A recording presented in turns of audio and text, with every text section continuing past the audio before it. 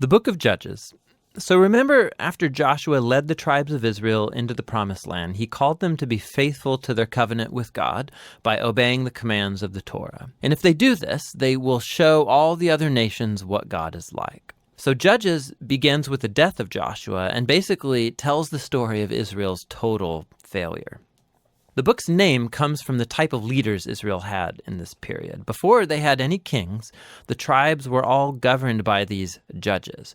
Now, don't think of a courtroom. These were regional, political, military leaders, more like a tribal chieftain. And you need to be warned, the book of Judges is very disturbing and violent. It tells the tragic tale of Israel's moral corruption, of its bad leadership, and basically how they become no different than the Canaanites. But this sad story is also meant to generate hope for the future, and you can see this in how the book's designed. There's a large introduction that sets the stage for Israel's failure as they don't drive out the remaining Canaanites. Then the large main section of the book has stories about the growing corruption of Israel's judges, and the progression here shows how Israel's leaders go from pretty good to okay to bad to worse. The concluding section is really disturbing and shows the corruption of the people of Israel as a whole. So let's dive in and we can explore each part a bit more. The opening section begins with the tribes of Israel in their territories in the Promised Land.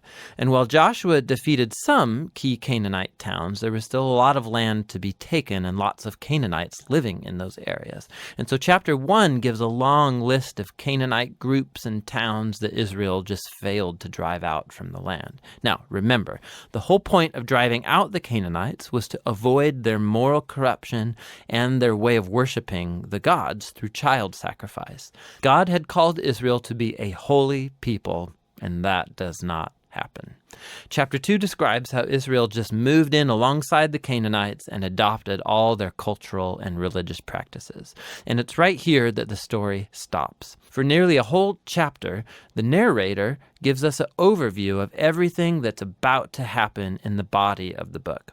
This part of Israel's history, the narrator says, was a series of cycles moving in a downward spiral. So Israel became like the Canaanites, and so they would sin against God. So God would allow them to be conquered and oppressed by the Canaanites, and eventually the Israelites would see the error of their ways and repent.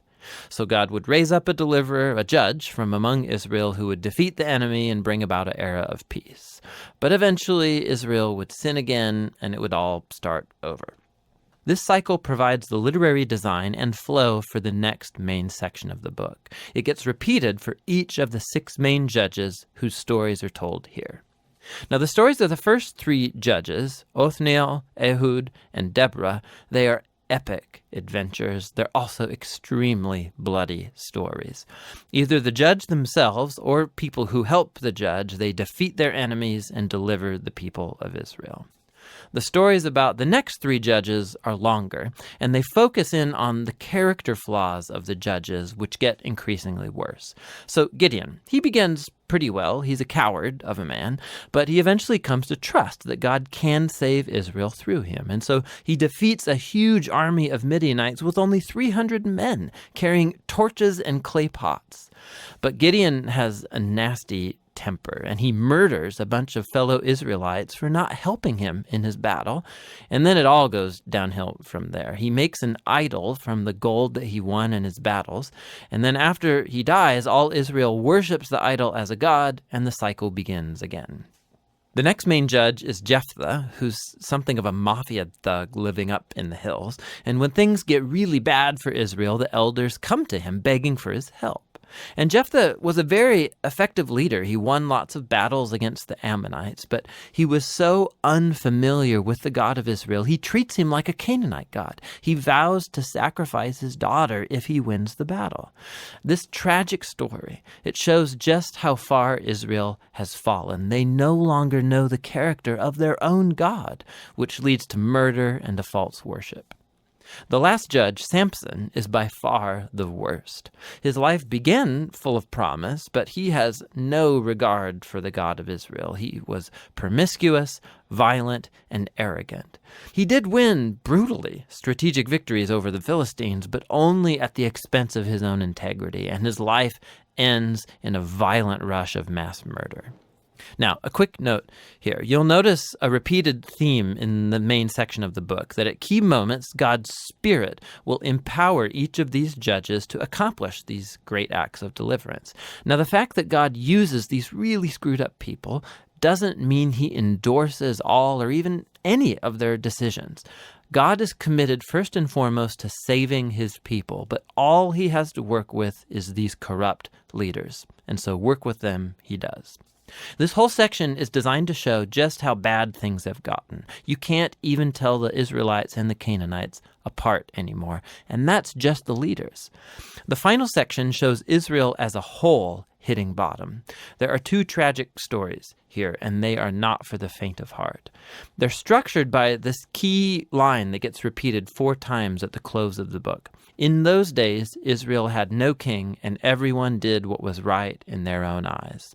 The first story is about an Israelite named Micah who builds a private temple to an idol, and that gets plundered by a private army sent from the tribe of Dan. So they come and they steal everything, and then they go and burn down the peaceful city of Laish and murder all of its inhabitants. It's a horrifying story. When Israel forgets its God, might makes right. The final story of the book is even worse. It's a shocking tale of sexual abuse and violence, which all leads to Israel's first civil war. It's very disturbing. And that's the point. These stories are meant to serve as a warning. Israel's descent into self-destruction is the result of turning away from the God who loves them and saved them out of slavery in Egypt. And now Israel needs to be delivered again from themselves. The only glimmer of hope in this story is found in this repeated line in the last part of the book. It actually forms the last sentence of the story. Israel has no king. And so the stage is set for the following books to tell the origins of King David's family, the book of Ruth, and also the origins of kingship itself in Israel, the book of 1 Samuel. But the story of Judges has value as a tragedy. It's a sobering explanation of the human condition, and ultimately it points out the need for God's grace to send a king who will rescue his people. And that's the book of Judges.